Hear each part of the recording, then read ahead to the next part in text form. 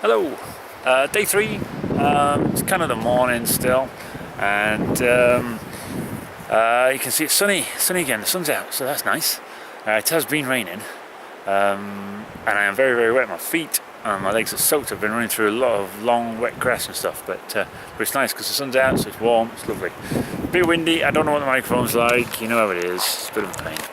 Anyway, I am at a little spot called Dunure. And there's a lovely viewpoint looking at sea. So you've got a view over to Irvine, which is an island over there. Yeah, that's Irvine. And then over here you got this really interesting piece. I love it. About 10 miles out to sea is a piece of rock called Elsa Crag. And Elsa Crag is just wonderful. I've been hoping to get a good shot of it, but it's actually day 1 when it was sunny we were too far away, and then day 2 when we were kind of the nearest to it, it was raining, it was covered in clouds. But Elsa Crag is just fantastic. So it's about 10 miles out to sea, and it's I'm not going to say it's famous for, but one of the things it's got a claim to fame for is for providing the special type of rock for the curling stones for the Olympic sport, and well, just the sport in general. Actually, I think it provides something like 70-80% or something like that of all the granite. I think it's granite anyway, but all the special type of rock, and it's a volcanic plug apparently. So it's an extinct volcano, and that is the volcanic plug. I don't know what a volcanic plug is, but that's what I'm told. So now it's a bird sanctuary, and in the 16th century, just a little bit of information for you, a bit of educational stuff. It was actually a sanctuary for Catholics during the Scottish Reformation. I mean, imagine that. Imagine that. What I was going to say is that you remember, I think it was day 6, maybe, not sure. No, day 5, I think. Day 5. Last year. I saw a kind of castle in the middle of a loch, and I said my dream house. Well, I think that's kind of Elsa Crag would be the dream place to live. That would just be awesome. That is heaven. That would be my dream address, and it would be so easy for people. They just write an envelope, David Main, Elsa Crag.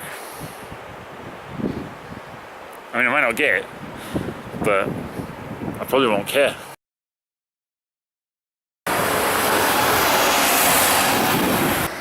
Right, day 3, about halfway through. Try to choose a spot with not much wind noise, but so do. And I'm in Ayr. Now, Ayr is a very, very important place for me because, some of you know, you can't really call it a career, but I've made my living by dealing in the dark arts of family history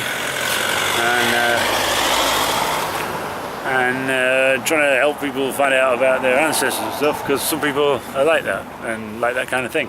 And to be honest, so do I. Doesn't matter if you don't. So all of my ancestors come from here, on the main side at least, obviously. So my granddad was born here, and then he moved to Yorkshire to get married and to work underground.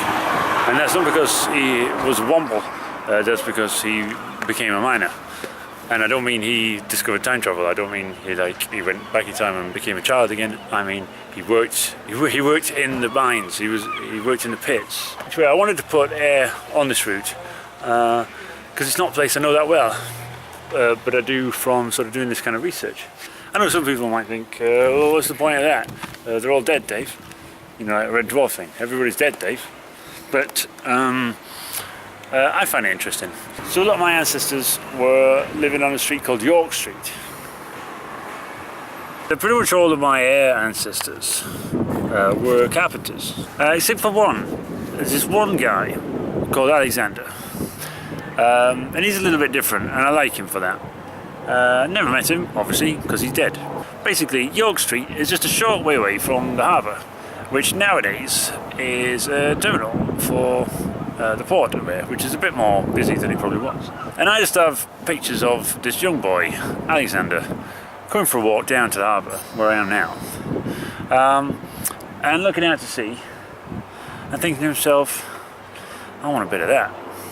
And so, although his dad was a carpenter, and his granddad was a carpenter, and his great-granddad was a carpenter, Alexander became a ship's captain. It's quite possible he would have been disappointed with his son, because his son became a carpenter. But maybe not, who knows. Maybe he tried the captaining and didn't enjoy it, and advised his son strongly against it. So I'm going to leave you with a view of the harbour that, in my mind, inspired Alexander to be a little bit different. And the only thing I would say is, let's all try and be a bit more like Alexander, eh?